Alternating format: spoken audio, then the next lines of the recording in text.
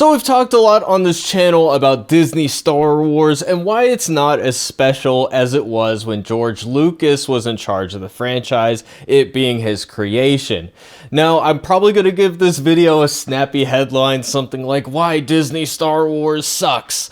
But I'm going to try to do more of a nuanced discussion talking about the background of how George Lucas created Star Wars in the first place. And I don't even need to talk about specifics about the movie in question, the Disney sequels, and why those aren't good. That's for a separate video. I think today's video, you can kind of consider why sequels tend not to be as good, with Star Wars as the example. So I think we'll start off here by talking about how everything is a remix. This is a theme in a lot of artwork. You've always heard the phrase, great artists steal, things like that. And really, that's just because our nature as human beings is to absorb knowledge from all these various places, and we get inspiration from them, and then we fuse them together, create our own spin on it, add our own life experience, and then it makes something new. That's how art is created at the basic level. There is nothing that is created in a vacuum. You are influenced by things, whether that's your life experience or other works of art. We're all standing on the shoulders of giants as artists and as engineers and scientists and stuff like that. These are all mediums that build upon the past and the foundations that have been set by others in the past. And that is the same with George Lucas, Star Wars. George Lucas, he talks about in this interview that he did with James Cameron, why don't we just listen to it? He talks about how he's a student of anthropology. I come out of anthropology. Yeah. So my focus is social systems. So he took all of this knowledge from all these sources and fused them together. So the ideas of the hero's journey, this is what he used as a foundation for what ended up being Star Wars. And this is a very old idea. We have this book written by Joseph Campbell that greatly influenced George Lucas, where he talks about the hero of 1,000 faces. And he really codifies this hero's journey. Here's all the different stages of the journey, and here's how they're represented in all of these different stories throughout history, going way back to the Odyssey, and you could probably go back even further than that. So all of these stages, it's called the monomyth, and there's all of these stages are represented in Star Wars. So you could say it's a formula that he's recreating something from the past.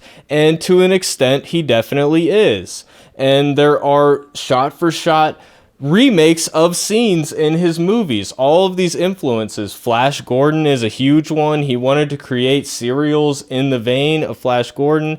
They had the crawl at the beginning in all of these movies. And it's not just that. He had shots from Akira Kurosawa, The Hidden Fortress, and a variety of other things, straight down to the wipes that they had in editing.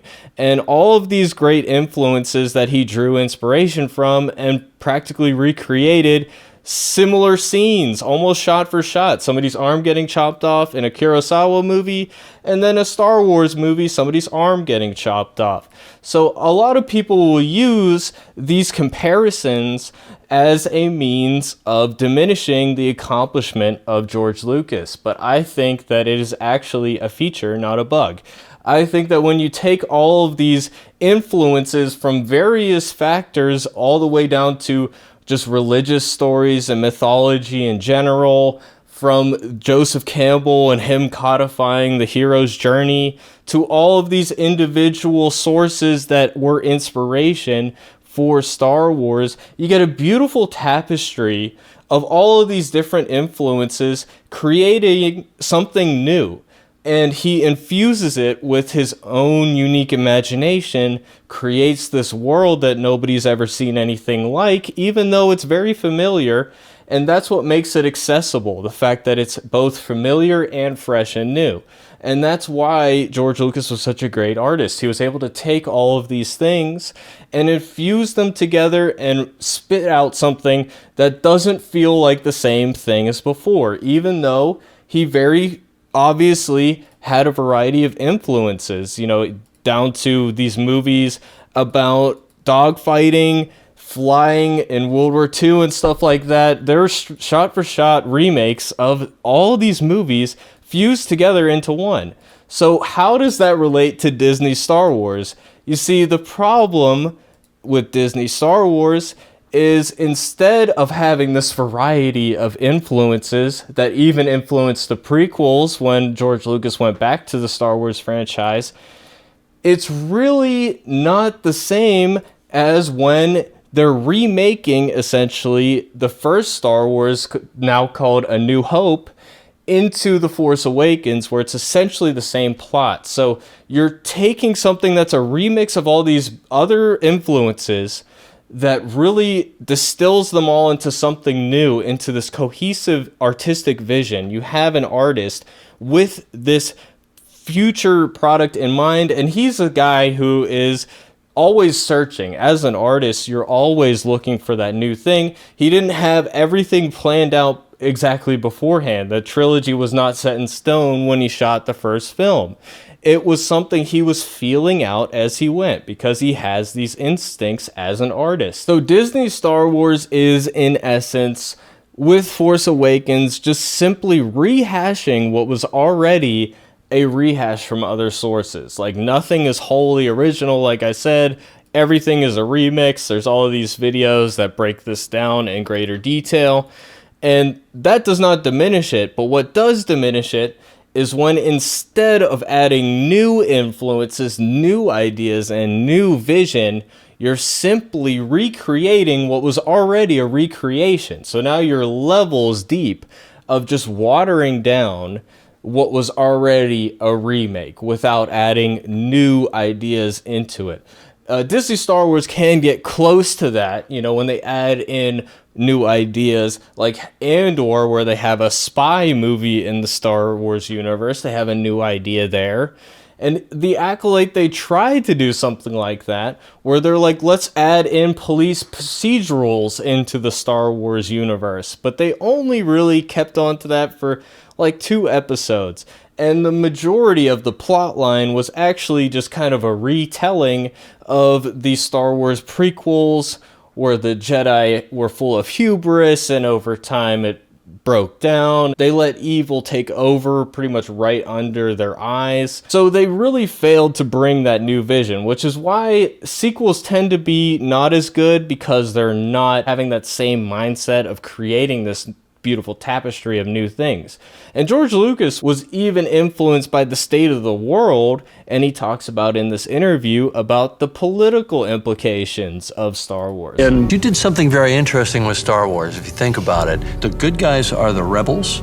They're using asymmetric warfare against a highly organized empire. I think we call those guys terrorists today. We call them Mujahideen, we call them Al-Qaeda. When I did it, they were Viet Cong. Exactly. So were you... So he was influenced by the Vietnam War and the state of politics at the time it came out. And a lot of people will point to politics in film as something inherently bad.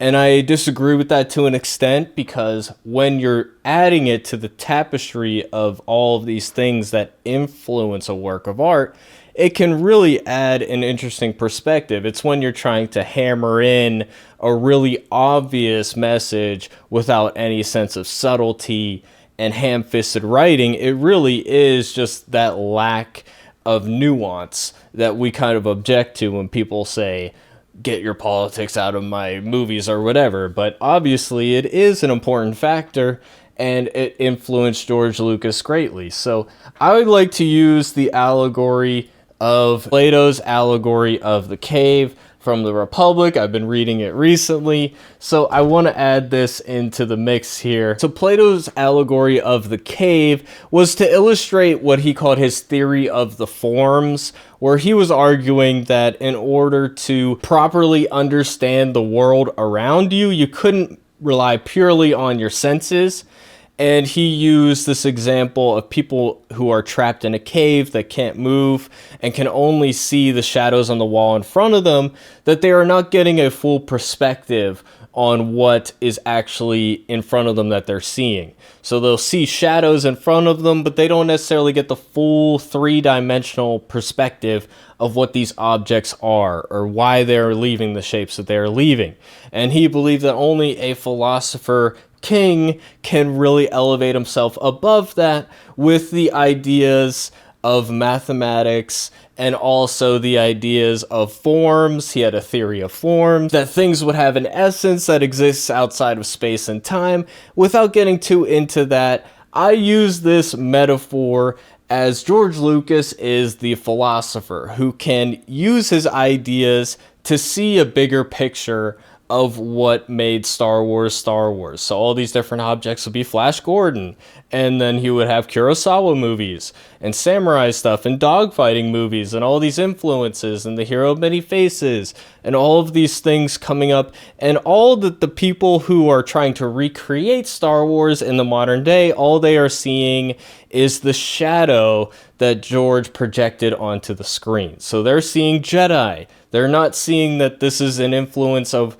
religion, plus mythology, plus Kurosawa samurai movies, plus all these other things. They just see Jedi. So when you're trying to recreate the recreation, you're basically these people trapped in the cave. So that's just my idea of why Disney Star Wars is not as special as it used to be. And you can apply this to a lot of different sequels when they're recreating something that was already a recreation and it ends up becoming watered down over time.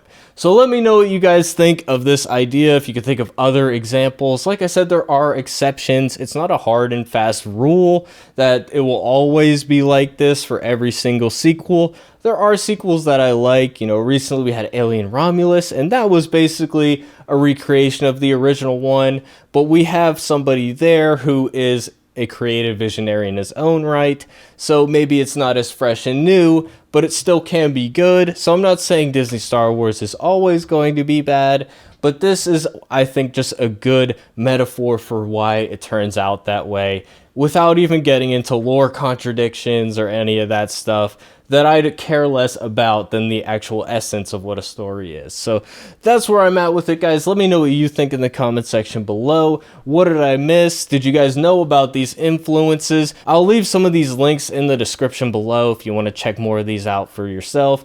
I just want to reiterate that I'm not saying that George Lucas is a bad artist for copying. In fact, quite the opposite. I think that the fact that he took all these different things and meshed them into something fresh and new is actually a great achievement. So that's where I'm at with it, guys. Let me know what you think, and I'll see you guys in the next video. Thanks for watching, everybody. Peace out.